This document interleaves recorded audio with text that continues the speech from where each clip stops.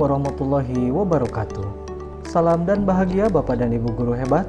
Berjumpa kembali dengan saya Andi Utama, peserta pendidikan guru penggerak angkatan 11 dari Kabupaten Tasikmalaya yang berasal dari SD Negeri Burujul, Kecamatan Parung Ponteng, Kabupaten Tasikmalaya.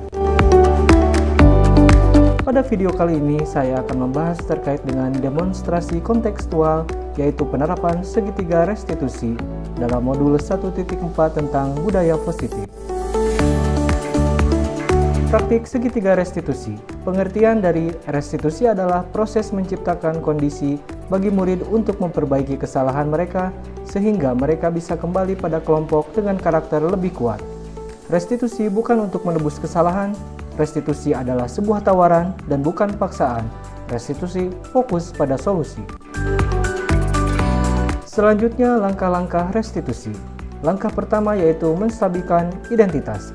Adapun dalam langkah menstabilkan identitas berupa kalimat-kalimat positif seperti setiap orang pasti pernah melakukan kesalahan. Kamu bukan satu-satunya yang pernah melakukan ini. Langkah kedua yaitu validasi tindakan yang salah.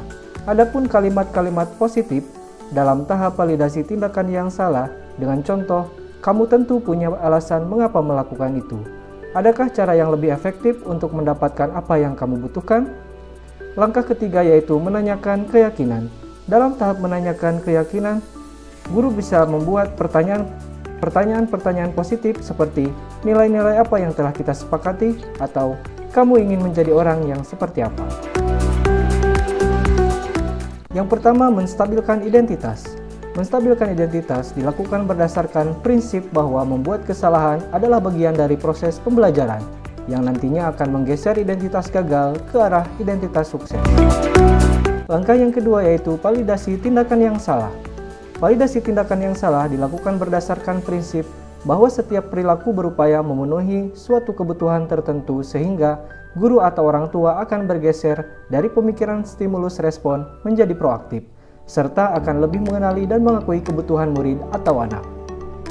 Langkah terakhir yaitu menanyakan keyakinan. Dalam tahap menanyakan keyakinan ini dilakukan dengan memberi pertanyaan-pertanyaan bermakna kepada murid atau anak untuk memunculkan motivasi secara intrinsik sehingga mampu mengaitkan keyakinannya dengan tindakan yang salah.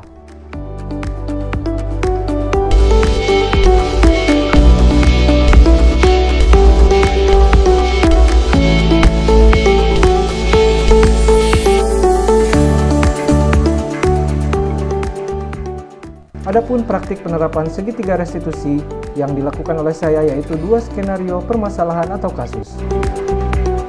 Skenario kasus pertama. Ketika penilaian harian berlangsung, Aulia, siswi kelas 6, nampak marah lalu menggebrak meja terhadap Randy dikarenakan Randy mencontek. Berikut penerapan segitiga restitusi pada kasus 1 dan tanggapan murid.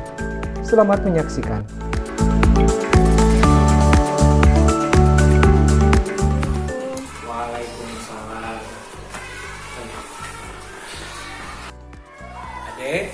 Tadi Bapak dengar laporan dari Pak Firman, guru Ade. Katanya Ade marah-marah ya ke temannya. Iya Pak, soalnya aku kesal Randy mencontek hasil pekerjaan aku, padahal aku sudah melarang dan mengingatkannya.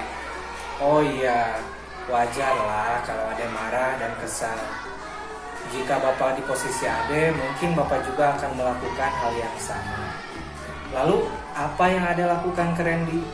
Saya marah, lalu memaki Randy, Pak, dan tanpa sadar saya berteriak, lalu mengembak meja, dan tidak memperdulikan Pak Firman di depan kelas. Oh begitu, pasti kamu berbuat seperti itu ada alasannya ya kan? Iyalah Pak, masa saya diam saja, saya kan sudah susah payah mengerjakan soal, terus Randy dengan seenaknya mencontek hasil pekerjaan saya. Iya, Bapak memaklumi merasa wajar jika Ade marah ke Randy karena mencontek hasil pekerjaan, dan Bapak sangat menghargai juga atas tindakan Ade yang tidak melakukan hal lebih buruk dari yang Ade lakukan tadi, misalnya memukul atau melakukan hal-hal yang dapat melukai orang lain? Ya tidak, Pak. Nah, sekarang kita coba pikirkan, tindakan Ade berteriak dan menggebrak meja, apakah sudah sesuai dengan keyakinan kelas kita? Tidak, Pak, itu tidak sesuai. Menurut Ade, keyakinan kelas apa yang sudah dilanggar? Saling menghormati antar teman. Ya, betul. Menurut Ade, saling menghormati antar teman itu penting atau tidak? Penting, Kak. Baik, jika menurut Ade penting, menghormati antar teman itu, keyakinan apa yang harus Ade lakukan pada saat Ade sedang marah? Harus lebih sabar dan menahan amarah lebih, Pak. Ade bersedia memperbaiki masalah ini? Ya, saya bersedia, Pak. Nah, apa yang akan Ade lakukan untuk memperbaiki masalah ini? Saya harus lebih sabar ketika marah dan ketika ada yang menyontek, saya akan melaporkan kepada guru saya. Iya, tepat sekali tindakan kamu ya Dea. Tetap semangat belajar dan sekarang Ade boleh kembali ke kelas dan mari nanti Bapak akan antar untuk saling bermaafan dengan teman Ade itu ya. Ya baik, terima kasih Pak. Ya, silakan ke kelas ya. Waalaikumsalam warahmatullahi wabarakatuh. Assalamualaikum warahmatullahi wabarakatuh. Nama saya Aulia, murid kelas 6 dari SDN Negeri Burjul, Kecamatan Parung Ponteng, Kabupaten Tasikmalaya. Saya senang sekali belajar dengan Pak Andi untuk dapat mengendalikan diri dari amarah karena perilaku teman sekelas saya yang kurang menyenangkan. Saya harus banyak belajar bersabar dan dapat menghormati teman-teman saya. Saya serta tidak melakukan tindakan-tindakan yang berlebihan di sekolah karena lebih baik melaporkan kepada Bapak dan Ibu guru saya untuk menyelesaikan masalah semua murid. Terima kasih. Assalamualaikum warahmatullahi wabarakatuh. Skenario kasus yang kedua. Pada saat upacara bendera, Pak Andi menjadi pembina upacara. Di tengah acara, keadaan menjadi gaduh saat siswa yang lain mengejek Raffi karena datang terlambat ketika upacara hampir sudah selesai. Berikut penerapan segitiga restitusi pada kasus 2 dan tanggapan murid. Selamat menyaksikan. Waalaikumsalam.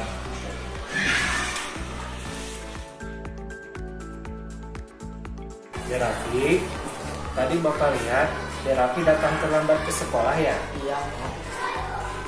Lalu tadi Bapak dengar juga dari teman-teman sekelas, adik katanya sering datang terlambat bukan cuma 1 atau 2 kali ya? Betul, Pak. Sudah sekitar 5 kali saya datang terlambat ke sekolah. Ya, datang terlambat itu suatu kesalahan atau bukan ya? Dek? Iya, Pak, itu kesalahan. Baik, berbuat kesalahan itu hal yang manusiawi, sebuah perilaku yang wajar karena setiap orang pasti pernah melakukan kesalahan. Yang terpenting kita harus belajar dan memperbaiki kesalahan tersebut serta berusaha untuk memperbaiki dan tidak mengulanginya lagi. Setuju? Iya, setuju. Ya. Kita cari solusinya bersama ya. Iya, Pak. Nah, Raffi sering datang terlambat pasti kan ada alasannya. Iya, Pak. Saya sering tidur terlalu malam karena asiknya. Oh begitu. Iya, Pak. Ade tahu keyakinan kelas yang sudah disepakati. Tahu, Pak, saya satu tidak boleh terlambat. Ya, berarti Ade tahu kalau datang terlambat itu tidak sesuai dengan keyakinan kelas kita kan? Iya, Pak. Nah, menurut Ade, keyakinan kelas apa yang sudah Ade langgar? Disiplin datang tepat waktu ke sekolah, Pak. Menurut Ade, disiplin itu penting atau tidak? Penting, Pak, karena dengan disiplin saya dapat menghargai waktu sekolah. Betul, menghargai waktu itu penting. Itu juga datang tepat waktu sebagai bentuk penghargaan kita terhadap orang lain di sekitar. Iya, Pak. Saya sangat merasa puas dari datang terlambat ke sekolah. Baik, menurut Ade, apa yang akan Ade lakukan agar tidak datang terlambat lagi ke sekolah? Saya akan tidur lebih cepat, tidak berbadan lagi dan mengurangi untuk makan daripada waktunya untuk beristirahat. Baik, Ade Ade sudah menemukan solusinya ya. Dan nanti Bapak akan bekerja sama dengan Pak Firman sebagai wali kelas Ade untuk bekerja sama juga dengan orang tuanya agar tidak datang terlambat lagi ke sekolah. Iya. Tetap semangat belajarnya ya. Silakan sekarang Ade boleh kembali ke kelas.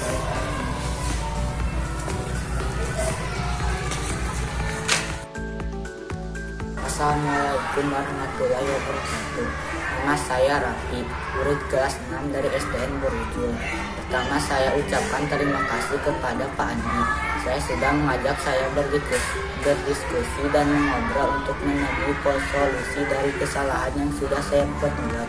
Saya berjanji tidak akan datang terlambat lagi dan akan datang tepat waktu ke sekolah dengan tidak tidur terlalu larut malam dan akan mengurangi main HP jika tidak terlalu penting. Terima kasih. Wassalamualaikum warahmatullahi wabarakatuh.